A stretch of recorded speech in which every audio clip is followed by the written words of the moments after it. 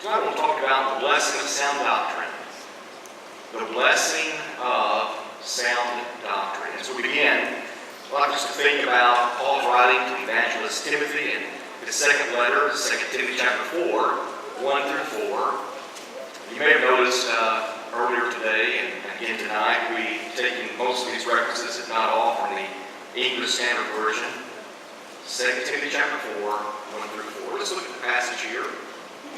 I charge you in the presence of God and of Jesus Christ, who is the judge of the living and the dead, and by his appearing and his kingdom, preach the word.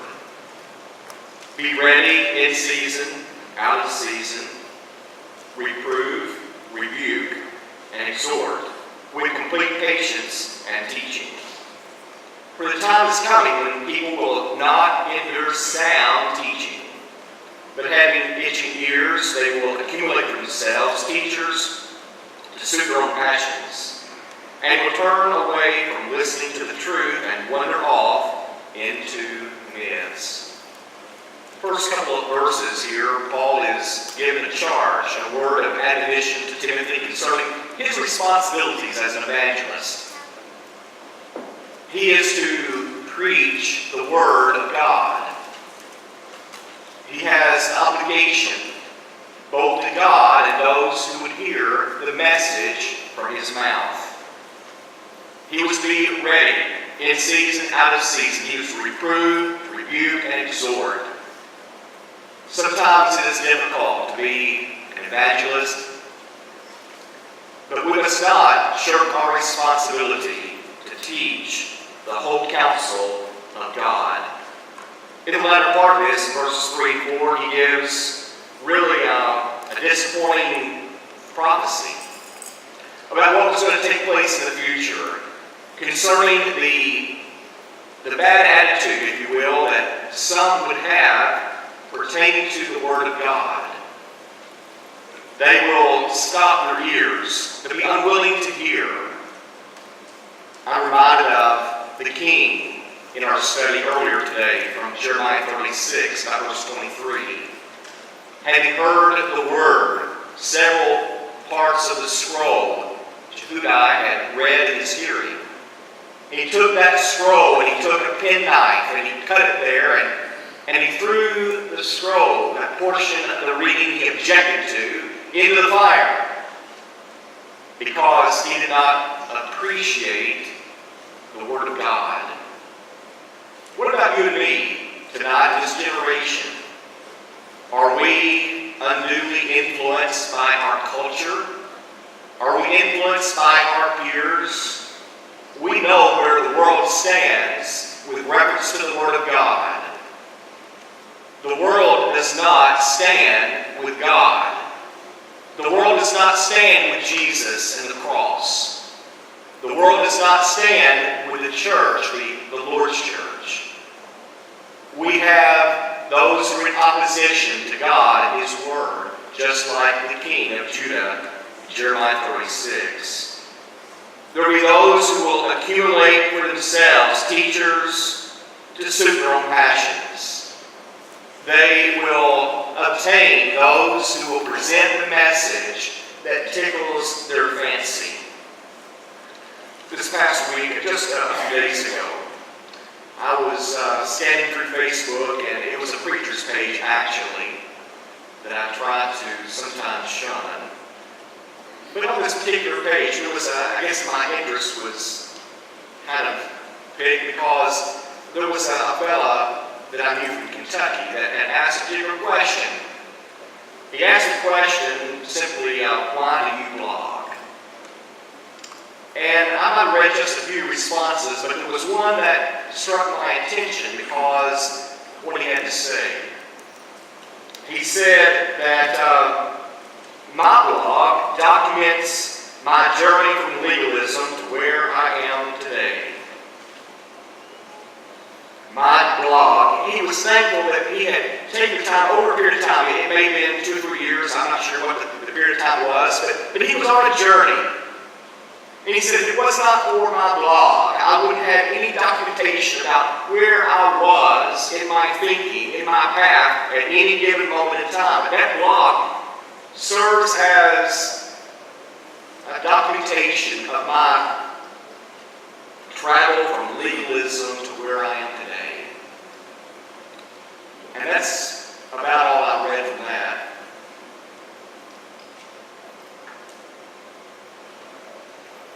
But one thought I had was this. You know, it's not wrong to teach the Word of God. In Matthew 28, 19 through 20, Jesus said, "Go therefore and make disciples of all nations, baptizing them in the name of the Father and the Son and the Holy Spirit, teaching them to observe all that I have commanded you. And behold, I am with you always to the end of the age." As Christians, as teachers, as missionaries, as we share the gospel with those of our community, we have the obligation of teaching them all things Jesus Christ has commanded. And it is not legalism. It is not legalistic to teach people the Lord's commandments. I don't know what his definition of legalism was, but I do know that there is a segment of people in the religious world, even among our body, our fellowship, who would define us here at Warner Robins as being legalistic, because we seek to teach a thus saith the Lord, because we seek to retain what Christ has bound without loosing what he has bound. We don't have the right to loose what God has bound. When I am teaching, for instance, when I'm trying to encourage someone to become a part of God's family here at Warner Robins, become a Christian, one of the things that I like to share with them and impress upon their mind is this: that here in the Lord's church, we will never impose upon you anything that Jesus has not taught or commanded. We will not lay heavy burdens upon you. Jesus taught about those scribes and Pharisees in Matthew chapter 23. Those individuals that wanted to lay heavy burdens upon individuals, but they were not willing to live with a tip of their finger. We're not seeking to be that way. We want to teach the unadulterated Word of God, and to teach all things that God has taught in His Word, that we're to observe and obey with Jesus Christ as Lord, is not defined as Phariseeism or legalism. Brethren and friends, it matters to God. It matters to God what you and I believe. What we believe about who He is and His expectations for our lives. We do not have the right to diminish the teaching of the Word concerning the nature, as Lynn pointed out in Sunday school, concerning the nature of the Lord's church. We do not have the right to reduce the Lord's body to a group of men, a denominational sect. It matters to God what we teach, what we believe, what we practice in worship, even if the majority of the world and the religious world denies that. There are those, you know, there are those who say that really what we need to do is just gather around the foot of the cross and believe on Jesus. We just need to believe that Jesus died for our sins, that He is the Son of God. And the rest of these other things are really, you know, they're insignificant, they would say. We shouldn't make an issue of those.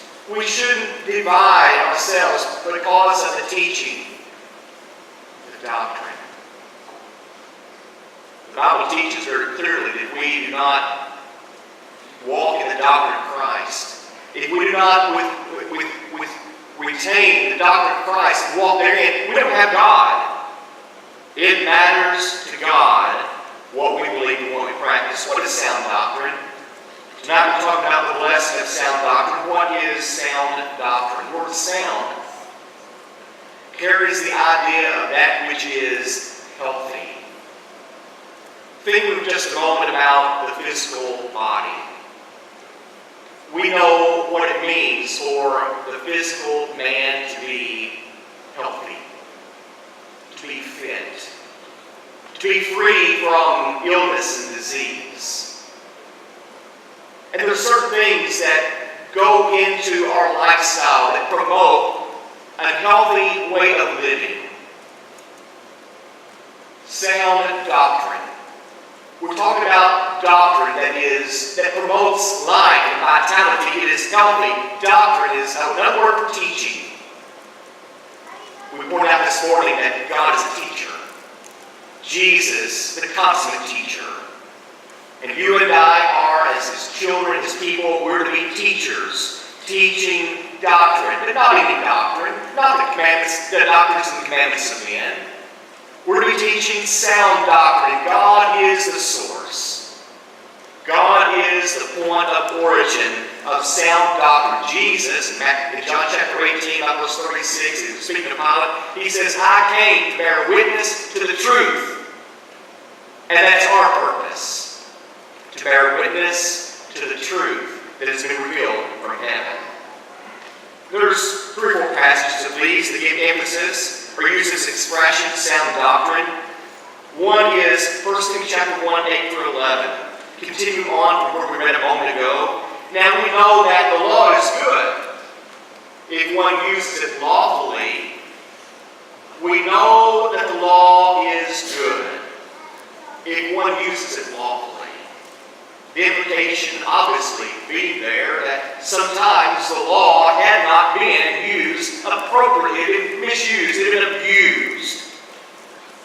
Understanding this, that the law is not laid down for those who are just, but for the lawless and disobedient, for the ungodly and sinners, for the unholy and profane, for those who strike their fathers and mothers, for murderers, the sexually immoral, men who practice homosexuality, enslavers, liars, perjurers, and whatever else is contrary to sound doctrine, in accordance with the gospel of the glory of the blessed God, with which I have been entrusted. Paul names a variety of sins, works of the flesh, that stand in opposition to sound doctrine. You and I need to teach sound doctrine. We need to embrace sound doctrine in order that we are fortified against the works of the flesh. Another one is chapter 6 in the same book, 1 Timothy 6, 1 through 5. Let all who are under a yoke as bondservants regard their own masters as worthy of all honor, so that the name of God and the teaching may not be reviled. Those who have believing masters must not be disrespectful on the ground that they are brothers. Rather, they must serve all the better, since those who benefit by their good service are believers and beloved. Teach and urge these things. Doctrine. Timothy, here's some things that you need to teach. This is where the rubber meets the road. These are things that will bring about a transformation in the thinking and behavior of those that you teach. We live in a world that says, based upon the circumstances, it's okay to harm other people. Just a few days ago, we know what occurred in Orlando, Florida. We know about the mass shooting, injuring a number of individuals. And there are other similar things that have taken place. Abortion clinics being bombed. There are people that do not, and I'm not saying that this is all the background of that, but there are people that disagree with you and me. There are people who do not hold to sound doctrine. They do not embrace the values that God has delivered to us.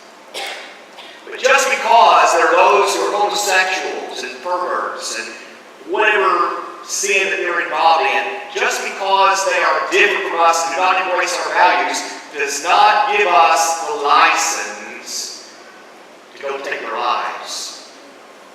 It does not give us the license to go in any way and to be disrespectful or injurious to them. We are to, in a heart of love, reach out with the gospel to bring them into the family of God, that they might repent and have life. Here, Paul is addressing individuals that might feel like they're justified. My master has been abusive. My master, he's my master, and everybody knows that we despise those who are over us in this way. That's not what Paul taught Timothy to teach these folks. Not at all. Teach and urge these things, to do them good, to serve them properly.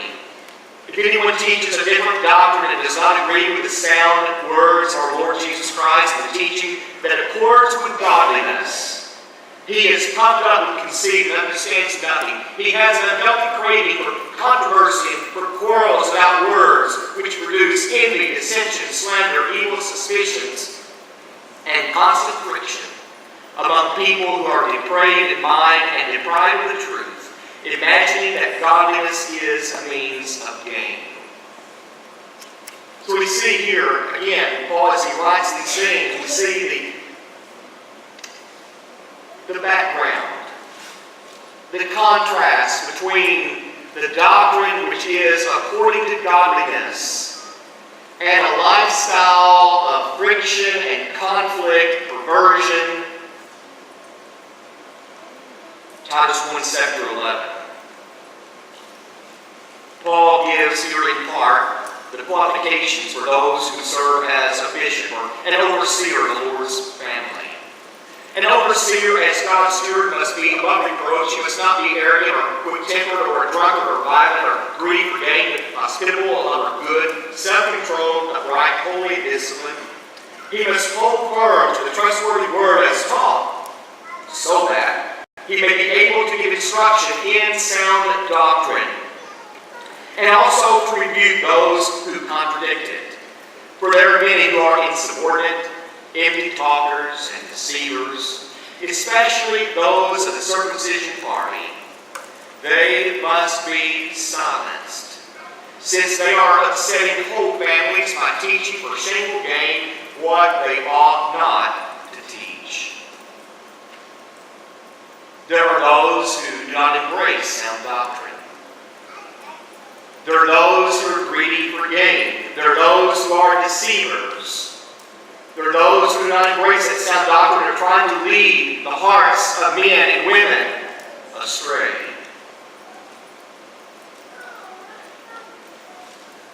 In Titus 2:1-10, but as for you, Titus, you teach what accords with sound doctrine.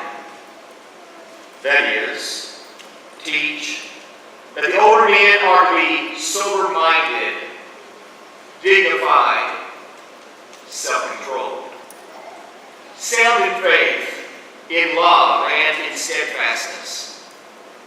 Further, teach the older women that they are to be reverent in behavior, not slanderers or slaves of much wine. They are to teach what is good. And so train the young women to love their husbands and children, to be self-controlled, pure, working at home, kind and submissive to their own husbands, that the word of God may not be reviled. King James has blasphemed. Likewise, urge the younger men to be self-controlled. Show yourself in all respects to be a model of good works, and in your teaching show integrity, dignity, and sound speech that cannot be condemned, so that an opponent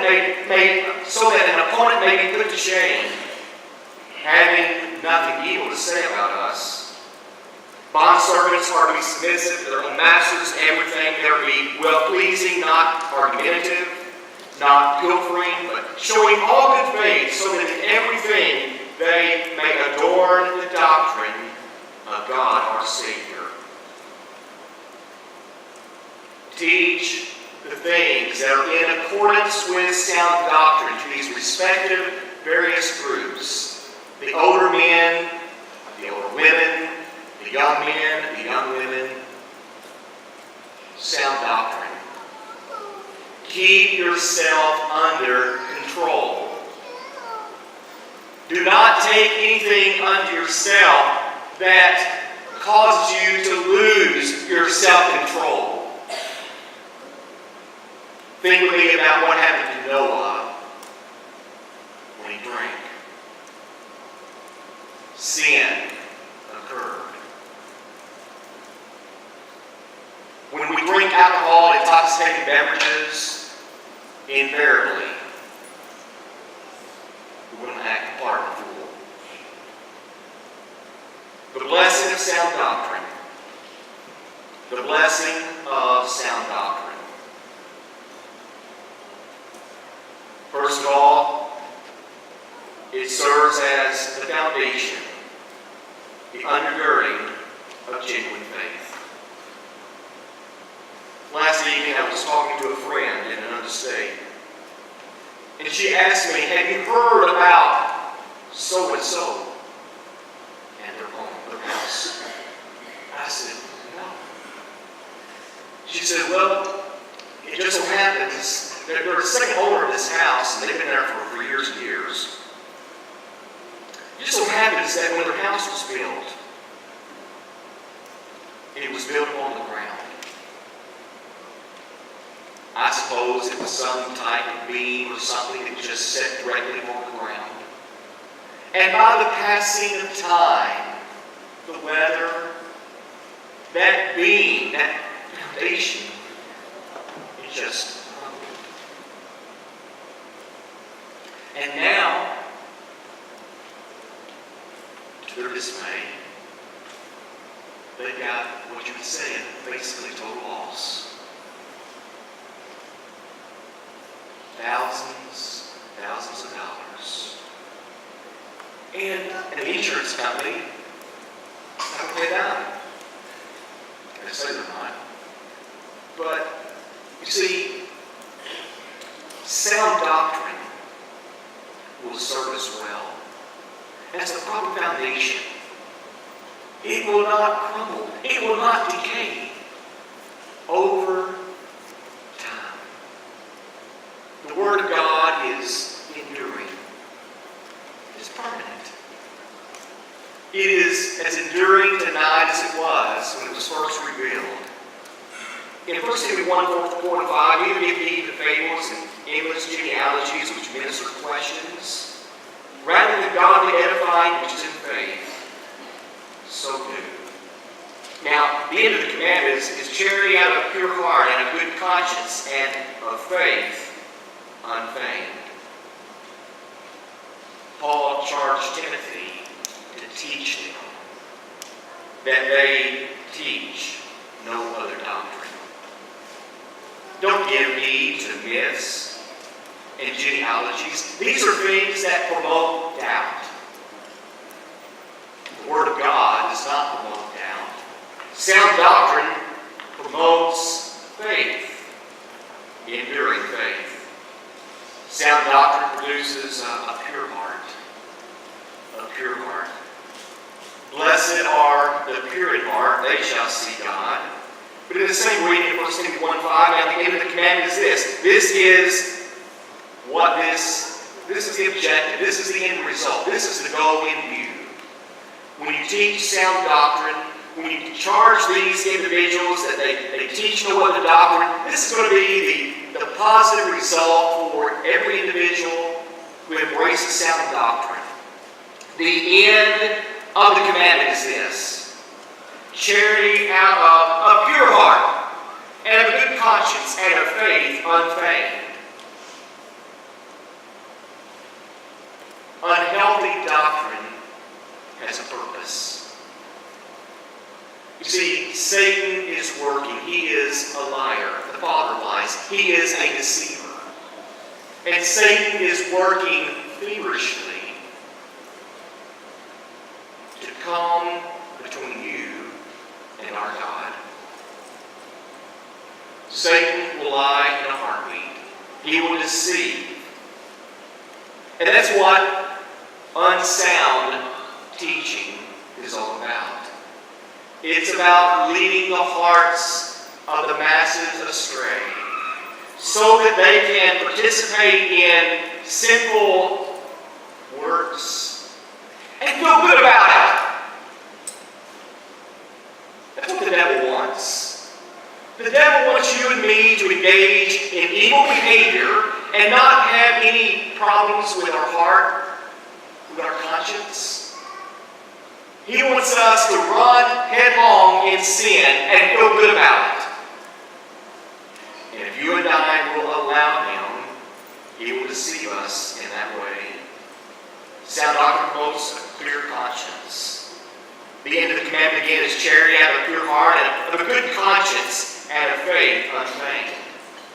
A good conscience. What a blessing a good conscience is. To be able to pillow your head at night and not be burdened by guilt, knowing my shame, knowing that others know about my guilt and my illicit lifestyle. A good conscience. You can't put a price tag on that. Sound doctrine is needed so that you and I can know what is right.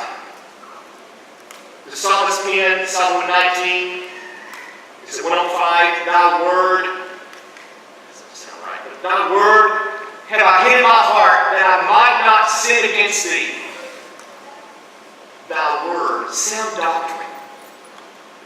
And when I have the strength to overcome temptation, I retain my good conscience. Bible this evening, sound doctrine prepares us for eternal fellowship with our Father. Eternal fellowship. 2 Peter 3:13 and 14. In this context, Paul is talking about the things that we're anticipating. We've been forewarned by God about the end of time. When all the elements are going to melt with fervent heat, the works that are in will be destroyed, they'll be consumed. And here in verse 13 he says, Nevertheless, we, according to his promise, we look for new heavens and a new earth wherein dwelleth righteousness. How different that will be. Wherefore, beloved, seeing that you look for such things, be diligent that you may be found of him in peace, without spot, blameless. Give emphasis to the latter part there about giving diligence in order that ye may be found of the Lord. How? In peace. In peace. See, God has given us His Word.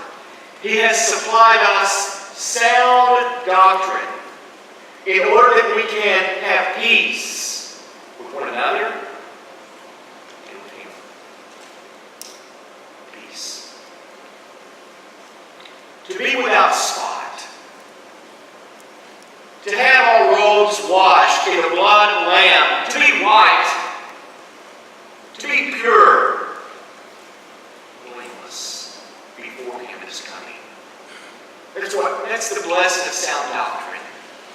To equip and to prepare me for fellowship with God presently and in the world to come. Sound doctrine. What is your attitude towards sound doctrine? Do you prefer a teacher? Do you prefer a preacher who will tickle your ears? Who will tell stories from the comics or the newspaper, current events? Or do you want to hear the Word of God? The Word of God has no equal. The Word of God will do for our souls what nothing else in all the world will do. There is no book like that will equip us in every good way, that we might be complete, equipped for ministry and every good work. Tonight, what about your heart? What about your soul? Is there distance between you and your God? Is there space? Is there separation? Because you have not been living according to sound doctrine? Or perhaps because as yet you're not even a Christian? As yet you don't even have the benefits of the blood that Jesus shed on the cross. Tonight, as you leave this assembly, before you go, you need to know you don't have to leave here separated from God. That's not what God wants for you. Separation promotes anxiety. Separation from God should promote anxiety. To such an extent that I say, this has got to stop. And this has got to stop right now. Tonight may it be your heart's desire, as a song we sometimes sing by way of invitation, Lord, I'm not coming home.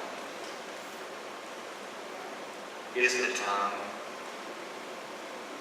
Isn't it past time? The paths of sin too long I've trod. Lord, I'm coming home. I want to walk with you. I want to see your face. I want to see you in your glory right now and in the world to come. I want to be a part of your family. I want to have fellowship with you and your people. I want to be able to come and be in such a way before you that you can accept my worship because I'm your child, walking in the truth and the light. Be a Christian. Be a faithful Christian. And if you need to come to Jesus, would you come as we stand and sing?